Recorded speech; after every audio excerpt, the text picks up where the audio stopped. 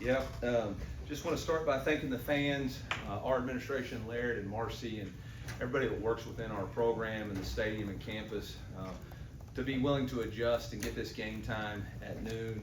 I appreciate the fans showing up and being here, and they were awesome again. Totally understand them leaving at halftime. All good. It was a little bit hot out there, but I really, really appreciate our administration working really hard with the city and everybody to get this game done in the manner with which we did it. You know, really, really proud of the football team. This is one of those games. That's a really good football team. They won 10 games last year. They got 9 returning starters. I think they've got a good football team. They didn't have their some of their best today, but for us, that could have gone one of two ways. And I really challenge our guys to have to demonstrate an elite edge, to demand it from themselves and others, and to be disciplined to dominate their opponent for 4 quarters. And you know, outside of 2 plays probably in that game, the interception by Bo and then that long run, I really felt like you know, we really dominated that game. Obviously the time of possession, the ability to rush for 400, 200-yard rushers again, and the ability to control the swing 8 was really good. There's always things you want to work on, but with that, I'll take questions. Yeah, go ahead. Oh wait, that's You that go was ahead, my yeah. fault. No, that's That all was right. last year. I'm You sorry. are the boss. No. Eli, your defense outside that one play gave up just 37 yards, and I think a lot of it was caused from the defensive front. What did you like from their play today in creating pressure? Yeah, I thought for the most part we played really good, kept them behind the sticks, were able to create some havoc on 3rd downs. I liked the way Corey mixed it up. Obviously we played a lot tighter coverage other than the one PI. You know, really didn't have a lot of space there. You know, I wish you could say everything but one play, but we did give up a big play, and that's got to get taken off the tape. So, Stay in the middle. Coach, can you just talk about Marquise Davis and his second half, and how key is that to his development kind of going forward? yeah, you know, we looked a little on that last drive. We looked a little sluggish, and Jamal started cramping, but that's because we had the ball. I mean, we had 51 plays in the first half, and so for us to be able to have a third back that can go in there and run as physical as he can, I mean, I was really proud of Haygood too. You know, breaking tackles. So those guys are really tough runners. I think our 2 young running backs, Marquise and Haygood, are going to be really, really bright spots for us in the future. And they just got to continue to believe in development. They got a really good back in front of them, but they're going to get their opportunities too. So, Stay here in the middle. Coach, after last week's win, you identified there was obviously still room to grow in terms of the run blocking. Yeah. Today, though, up front, what did you see heading into that SEC opener? yeah, I mean, I thought they did a nice job. We were able to get our outside zone going, which honestly I wasn't sure, just because they run that scheme too. But I thought, you know, obviously Coach Moore and the run game guys, Durham and B. Jones and Loop and Jack Abercrombie really dialed up some good stuff, kept them off balance in our 12P run game, and we were able to attack the perimeter with some Kevin Coleman stuff. I thought the reverse was a good change of pace for us too. So, you know, I think we handled it well. You know, don't love where we're at protecting the quarterback. You know, we gave up 2 sacks there and a free runner on a pressure. So we're gonna have to look at that and get that off tape. I know South Carolina's defense coordinator likes to bring pressure, so we're gonna have to get that sure up. Go and stay in the middle one more back. Coach, you mentioned a little bit about Coach Luber. Can you talk a little bit about what he has done specifically with these running backs to generate the kind of production that we've seen today from the starters all the way down to the depth chart? Yeah, he's recruited talented players. I think Luke's always had an eye for picking running backs. You look at the guys that we've had here, the guys that he's been able to attract to our program, then he does a good job of, you know, believing in them all week and keeping them fresh. Go in the middle back. Coach, saw the thermometer on the field at the beginning of the game up over 100 Yeah. degrees. What Yeah. was the challenge with the heat today? How did you guys handle it? How do you think the team responded? Yeah, I mean, I thought our guys handled it really well. I didn't think it was a factor for them until really the second half, you know, offensively, and then obviously we were able to rotate some guys in. I think they just showed us that actual turf surface was 176 degrees right there at the end. So, you know, that's a player safety issue, and we don't really have any way to cool that turf down with those pellets, and so, you know, that's why it was so critical for us to move this game up, and appreciate the SEC and everybody recognizing it's more about player safety than other things. On the left here. Eli, right guard looked like Curtis and Tristan were alternating. Yeah, rotated.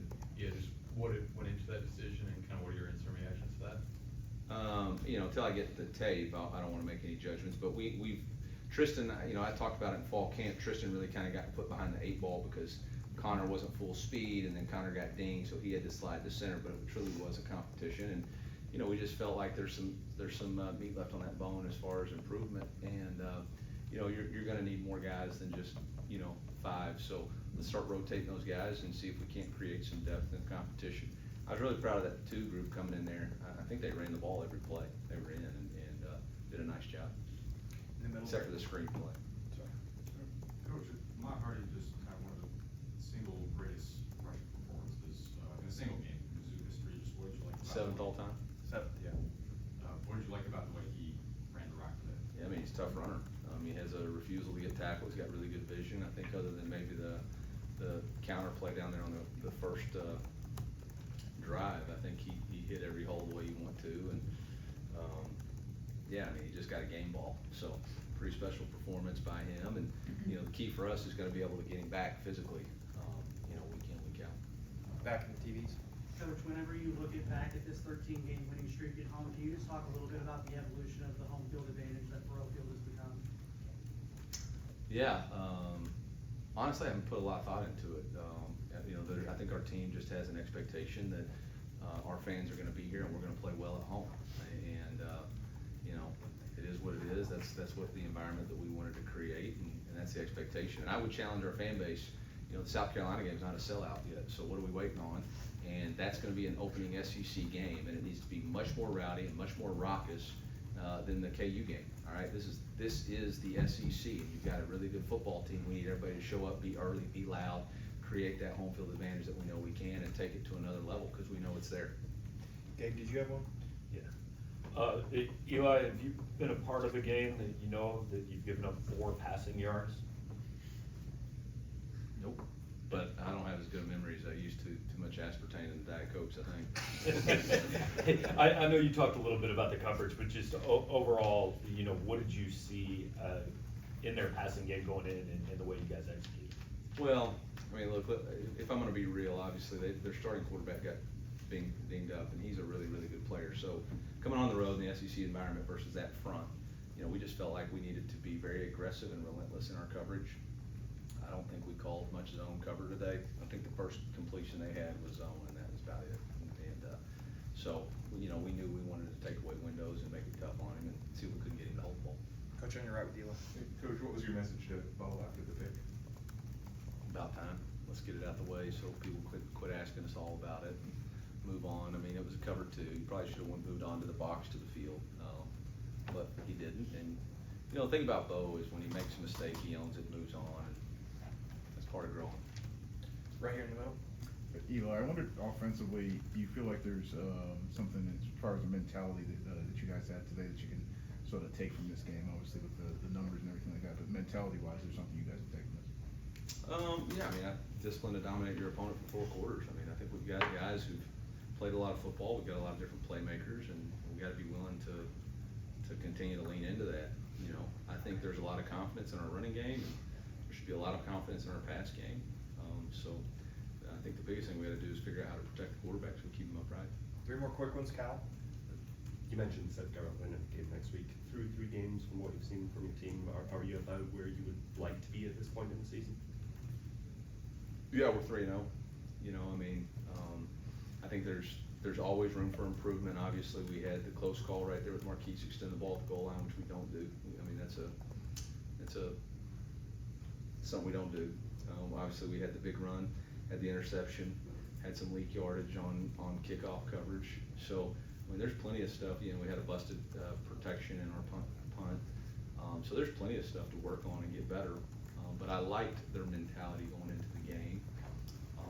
And you know, I think there's been plenty of teams around the country that go into these type of games, and it's a lot tougher than they want it to be. And our guys made sure it wasn't. Coach, right over here. 2 Coach, obviously you need to have players ready for whatever comes along, but Matt Dollar's plan this year obviously has changed. How do you measure kind of getting him those reps now?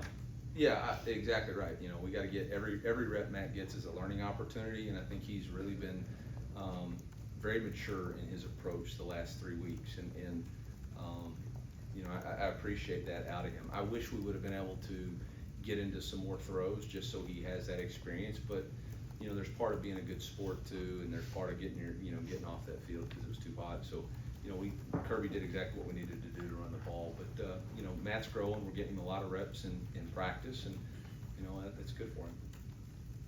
Finishing up right here. Coach, late in the game, Brett Brown getting his first action in a Mizzou uniform in a game setting. What has he meant to the program? Obviously came back midway through the season here, and what was it to be able to get him that action? Yeah, you know, obviously we needed to, you know, that's why we signed him from the free agent waiver wire a couple weeks ago, was to be our emergency quarterback, and again, an opportunity to get somebody in games. So the first time they have the action, it doesn't, you know, it doesn't surprise them. So appreciate Coach Gleason and Kirby having those guys ready, and you know, appreciate his willingness to commit to our team and come back. He's working on his master's degree, so that's a good deal for everybody. All right, Coach, thank you. Yeah, thank you all. MIZ.